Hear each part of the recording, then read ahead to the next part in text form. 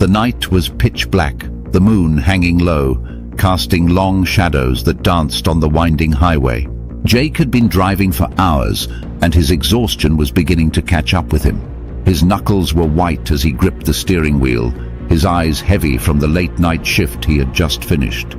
It was one of those nights where even the coffee had stopped working, and all that was left was a fading sense of awareness. The road stretched endlessly before him, flanked by thick woods on either side. No cars had passed him for miles, and the eerie silence was only broken by the faint hum of his car's engine and the static-filled drone of his radio. The night had been eerily quiet.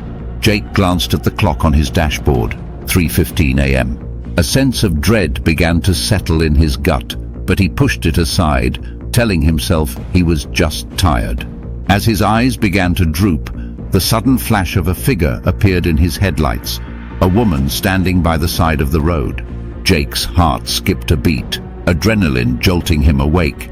He slammed on the brakes, his tires screeching on the asphalt. She wore a long white dress, torn and dirty at the hem, her skin pale and ghostly under the moonlight. The wind tugged at her hair, which hung loosely around her face. Jake hesitated for a moment, an unnatural chill creeping up his spine. But his curiosity won over his instincts. Against his better judgment, he pulled over. The woman didn't move at first. She just stood there, staring into the distance as if she hadn't noticed Jake's car. He rolled down his window and called out to her, his voice hoarse and shaky. "Do you need a ride?" She slowly turned her head toward him, her face still hidden behind a veil of dark hair. Without a word, she walked over to the passenger side and opened the door. As she climbed in, the car seemed to grow colder. The temperature dropped so suddenly that Jake could see his breath in the air. He glanced at her again, hoping for some kind of explanation, but she remained silent, staring straight ahead. "Where are you headed?" he asked, trying to shake off the uneasy feeling that was gnawing at him. The woman didn't respond. Her silence was unnerving, but Jake didn't press further. He focused on the road, hoping the awkward tension would dissolve. Minutes passed, and the cold inside the car became almost unbearable. Jake fumbled with the heat controls, but no warmth came. He glanced at her again, her face still obscured, her body unnaturally still. It looked like she wasn't even breathing. The unease that had been simmering inside him now bubbled into full-blown fear. There was something deeply wrong with her. As they drove deeper into the woods, the shadows along the roadside seemed to stretch unnaturally, twisting in ways that made Jake's skin crawl. He blinked hard, trying to convince himself it was a trick of the light, a hallucination brought on by his exhaustion. His grip tightened on the steering wheel as the road ahead began to twist and curve, leading him further into the dense forest. It felt wrong, like the highway was guiding him somewhere he shouldn't go.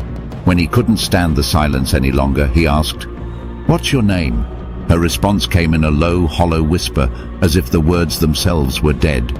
"Emily." The sound of her voice chilled Jake to his core. It was like ice cutting through the air, making his heart pound in his chest. He tried to focus on the road, but the headlights barely pierced the thickening shadows. The trees seemed to close in around them, their gnarled branches reaching out like skeletal fingers. Jake's hands were slick with sweat, his breath coming in shallow gasps. The steering wheel began to twist in his grip, pulling him off course. He fought to keep the car steady, but it felt like something was wrestling for control, something unseen but undeniably there. The car veered off the road and plunged into the dark forest, branches slapping against the windshield. "Emily," he gasped, his voice trembling. "What's happening?" She turned to look at him for the first time. Her eyes, deep, hollow voids, locked onto his, and for a moment, Jake felt like he was staring into the abyss itself. Cold dread settled in his bones as her lips curled into a chilling smile. Suddenly, he felt something cold on his shoulder. His heart raced as he jerked his head, expecting to see Emily's hand, but no one was there. Yet the pressure remained, cold, clammy fingers gripping him. Jake let out a choked scream, his panic spiraling out of control. The temperature in the car plummeted further, frost crawling across the windows. Desperate, he begged, Please, make it stop." Her voice whispered softly in his ear, though her lips never moved. "You can't escape. No one ever does." The car skidded to a stop deep within the woods, the headlights flickering. Jake's pulse thundered in his ears as he realized Sarah was gone. He frantically searched the car, but there was no trace of her. The eerie silence pressed down on him, and with it came an overwhelming sense of isolation. He was utterly alone, surrounded by suffocating darkness. He tried to open the door, but it wouldn't budge. He was trapped, panic surging through his veins. The shadows outside seemed to pulse, growing denser and slowly slithering closer. Then, without warning, the radio crackled to life, cutting through the silence with a distorted voice. "You're not the first, Jake, and you won't be the last." His heart pounded in his chest as the horrific reality dawned on him. This was a trap, a fate from which there was no escape. He understood that he wasn't the first to be lured here, and he wouldn't be the last. Jake's limbs grew numb, his vision blurring as the darkness closed in. His brain was desperately trying to find a way out. Emily's voice hissed through the suffocating silence, her words sealing his fate. "You're mine now." The car shook violently, and Jake felt the life draining from him as the shadows crept under his skin. His body grew heavy, his mind slipping away into the cold, endless night. Just as he was about to succumb to the void, the car lurched forward. The road stretched out before him again, but it was different, twisted and wrong, blocked by gnarled roots and vines. The nightmare wasn't over. The road had become his prison, trapping him in a world where the living didn't belong. Desperation clawed at Jake as he fought to break free. His hands, trembling and numb, fumbled with the door, but it wouldn't give. The shadows loomed ever closer, pressing in on him, suffocating him with their icy grip. The radio crackled again, the final words cutting through the growing darkness. "You're already dead, Jake. You just don't know it yet." The realization hit him like a punch to the gut. This was his fate, a never-ending nightmare, trapped between life and death. The darkness would consume him, just as it had claimed so many others before. In the final moments, Emily's voice was the last thing he heard. "Rest now, Jake. You're home."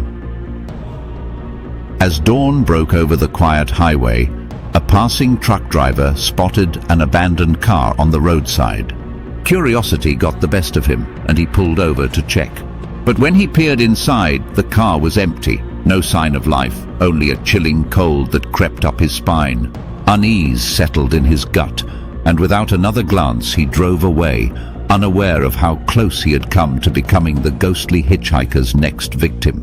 Some journeys don't lead to your destination, but to a place far darker, a place where the living don't belong. For those who dare to travel this road past midnight, beware. If you see a figure standing alone, think twice before stopping. Until next time, sleep well if you can. Good night and sweet nightmares.